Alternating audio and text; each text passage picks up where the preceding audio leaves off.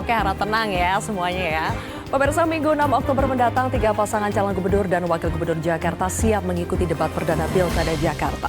Namun, pertarungan program antar paslon sebenarnya sudah dimulai jauh sebelum masa kampanye digelar.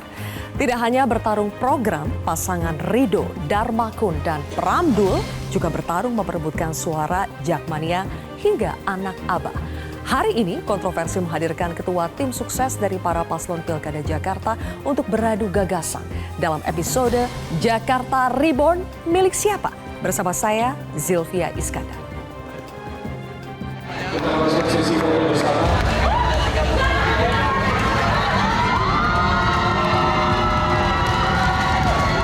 Depan, mari berkontestasi dengan cara-cara yang damai. Mari berkontestasi dengan cara-cara penuh dengan keceriaan dan tidak boleh ada money politik dalam kampanye kita. Tidak boleh ada satupun konten-konten yang menjelek-jelekan pasangan orang lain. Kita harus percaya diri. Pakai baju hitam dan warna oranye ini menambahkan Jakmania kebanggaan kita. Seperti kata pepatah, ikan busuk dari kepala. Kalau kepalanya tidak beradab, rakyatnya akan diperlakukan tidak beradab.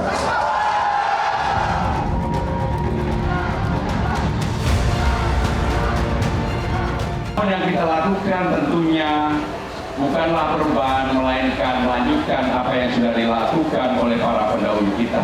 Jakarta bukan ibarat sebuah cerita baru. Maka ini bukanlah ganti buku, tetapi melainkan membuka bab baru untuk kita isi bersama.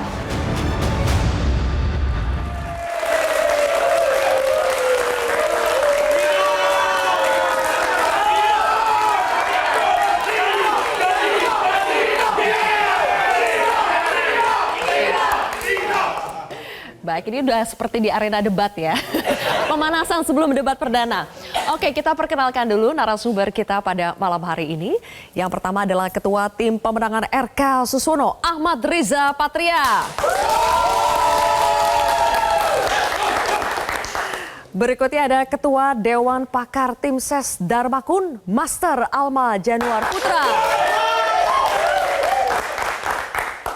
Dan kemudian juga ada Ketua Tim Pemenangan dari Pram Rano, Lis Hartono alias Cak Lontong. Oke, kita langsung mulai saja ya. Karena di sini ada tiga-tiganya sudah hadir. Saya mulai dulu deh dari Cak Lontong. Nomor urut 3. 3 kata untuk menggambarkan pasangan Pramdul. Apa Cak Lontong? Bahagia, nyaman, melayani. Bahagia. Jangan sampai bahaya nih kan. Bahagia. Tuh, mancing nyaman, calon gitu. Dan melayani. Oke, kita kasih tepuk tangan dulu dong. Kenapa harus bahagia, nyaman dan juga melayani, Cak Lontong? Menurut kami, ya modal dasar untuk membuat warga Jakarta nanti bahagia, ya kita harus bahagia dulu. Ketika kita belum bahagia, saya kira akan butuh perjuangan lebih untuk bisa membuat warga yang kita pimpin menjadi bahagia. Dan ketika kita sudah bahagia dan merasa nyaman, saya kira orang itu kalau nyaman, dia bisa welcome, bisa merangkul siapapun. Nah, tugas itu dilanjutkan dengan kenapa beliau berdua mencalonkan diri atau dicalonkan menjadi cagup dan cawagup, karena memang tujuan utamanya adalah untuk melayani warga Jakarta. Oke, baik. Jawab aku. Dan sekarang kita ke nomor urut 2 ya. Siap. Saya harus tanya dulu nih, kenapa dipanggil Master ya? Apa itu Master? Master itu singkatan, masih terus belajar. Oh, masih terus belajar. Oke. Kirain master apa gitu ya. Master, 2 kata untuk menggambarkan pasangan Darmakun. 2 kata aja? Iya, karena kan nomor urut 2. Ya, 3 ke 2. Betul, siap. Itu maksudnya. Siap, aman dan adab. Oke, kenapa adab? Karena setelah pandemi kemarin, adab masyarakat Jakarta khususnya remaja itu turun drastis. Parah sekali, tawuran naik ya, angka tawuran, angka KDRT naik. angka yang viral-viral dan zolim-zolim tuh naik gitu di Jakarta. Jadi kita fokusnya ke adab. Kita akan bentuk tim relawan pembinaan adab. Wih. Karena kita nomor 2, yaitu kemanusiaan yang adil dan beradab. Oke, Ya. kita lanjutkan dulu.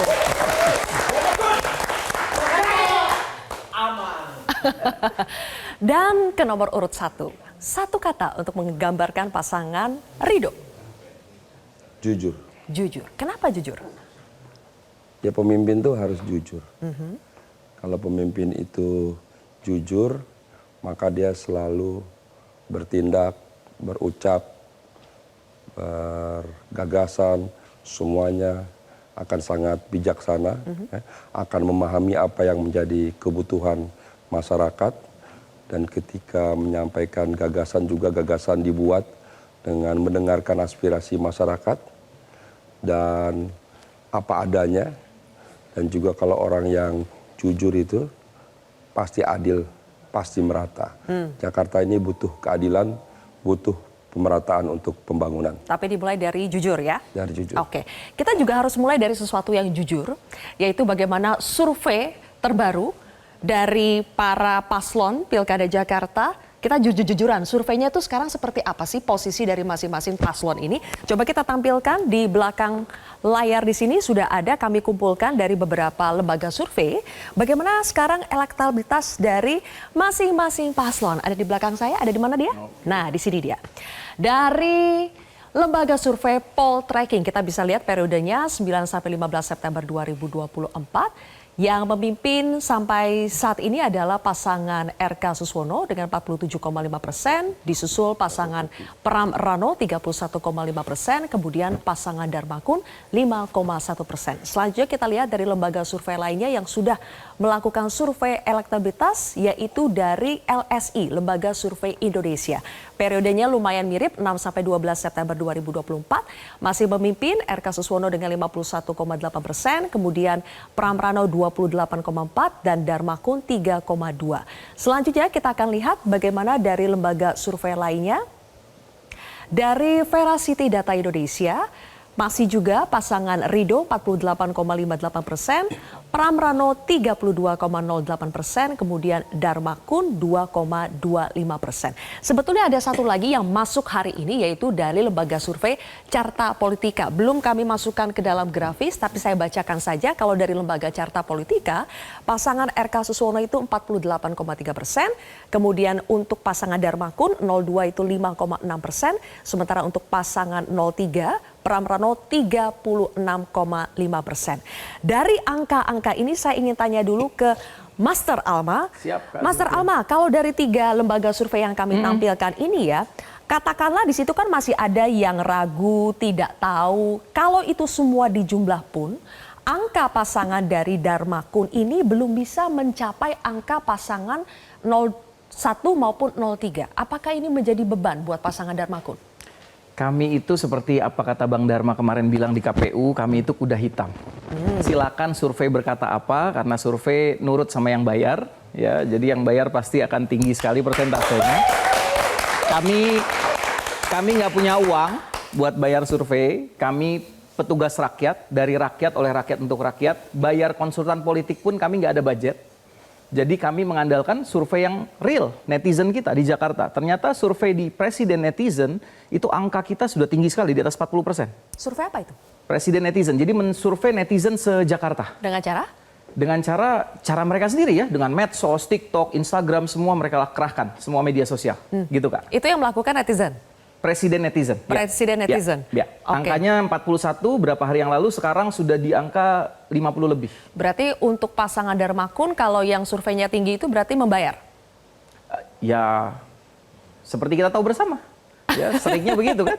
Ya. Coba deh kita tanya sama Bang Riza. Bang Riza, kalau ternyata angka RK Suswono tinggi, ada saja yang bilang bahwa bisa saja survei itu dibayar. Bisa saja survei itu pesanan, tergantung siapa yang bayar, siapa yang pesan. Makanya bisa menempatkan siapa yang tertinggi di situ. Tanggapan dari Bang Riza? Ya biasa lah ya dalam kompetisi, tinggi, sedang, rendah. Memang biasanya yang paling bawah tuh komennya begitu. Oh, karena paling bawah. Ya komennya selalu begitu, selalu lembaga survei dianggap bisa dibayar, bisa dibeli ya. Ketika dia ikut paling kalah ngomongnya begitu. Tapi nanti kalau paling menang ngomongnya beda lagi gitu. Jadi saya kira kita bijak saja ya. Lembaga survei adalah satu lembaga yang profesional yang ingin menggambarkan potret ketika waktu survei. Apapun hasilnya kita syukuri, kita ambil manfaat dari itu sebagai bentuk introspeksi diri bagi kita, evaluasi apakah posisi kita nomor 1, nomor 2, nomor 3 itu tidak penting. Yang penting adalah sejauh mana kita mampu mengambil hikmah, pelajaran dari berbagai survei itu untuk menjadi modal bekal kita untuk terus kampanye dan berjuang. Dan pada akhirnya nanti siapa yang mampu mengambil manfaat atau hikmah pelajaran dari survei itu, itulah nanti yang akan menang, berapapun posisinya. Oke, kalau di posisi atas enak ya ngomongnya ya.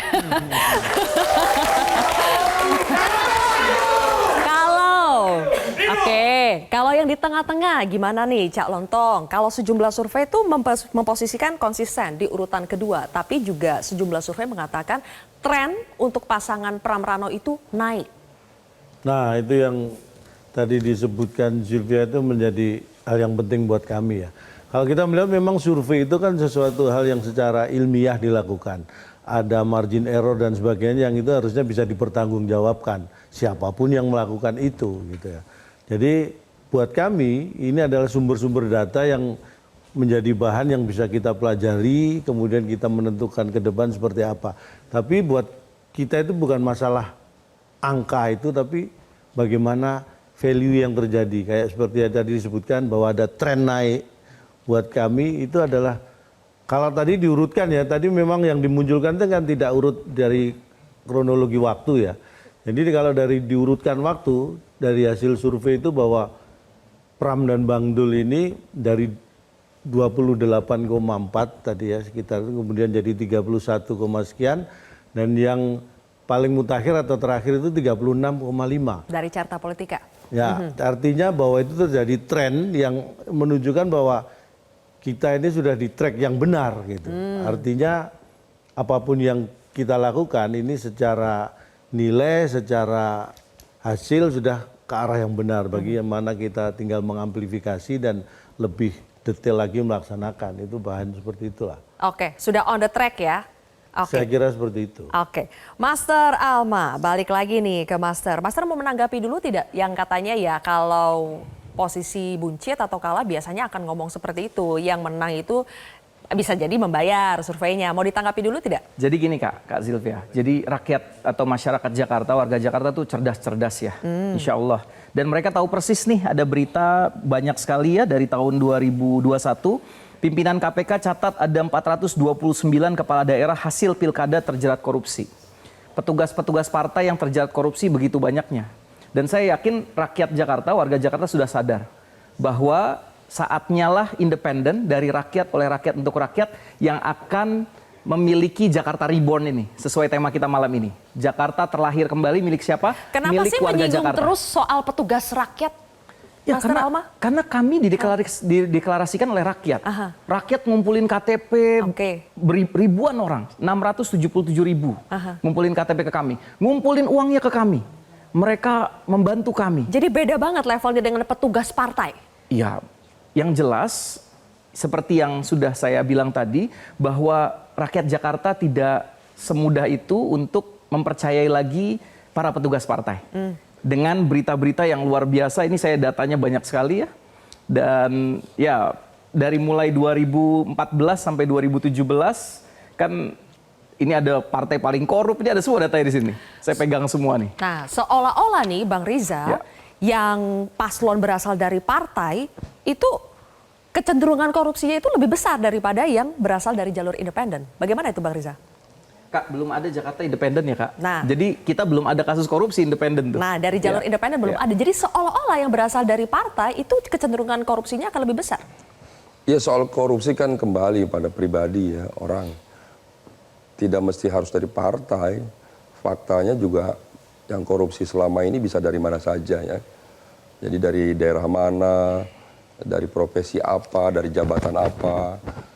Saya kira yang penting sekarang adalah selain kita memastikan semua proses pilkada ini berlangsung dengan damai, kondusif, langsung umur bebas rahasia, kita bangun demokrasi, kita sampaikan gagasan, ide yang membangun, kita pastikan pembangunan ke depan ya, yang merata, yang adil, sehingga Jakarta menjadi kota yang global, jadi kota yang membanggakan, kota yang adil, yang merata, yang lapangan pekerjaan mudah dicari, air bersih mudah, kemudian perumahan juga mudah, transportasi terintegrasi, pendidikan gratis, kesehatan juga yang prima.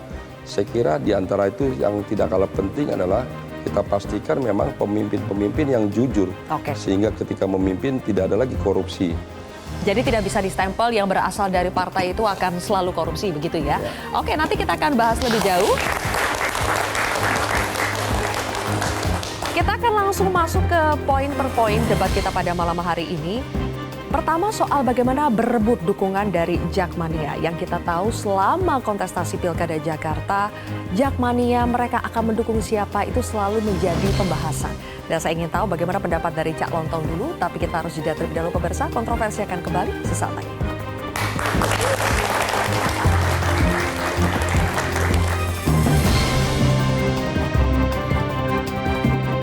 Jelajahi cara baru mendapatkan informasi. Download Metro TV Extend sekarang.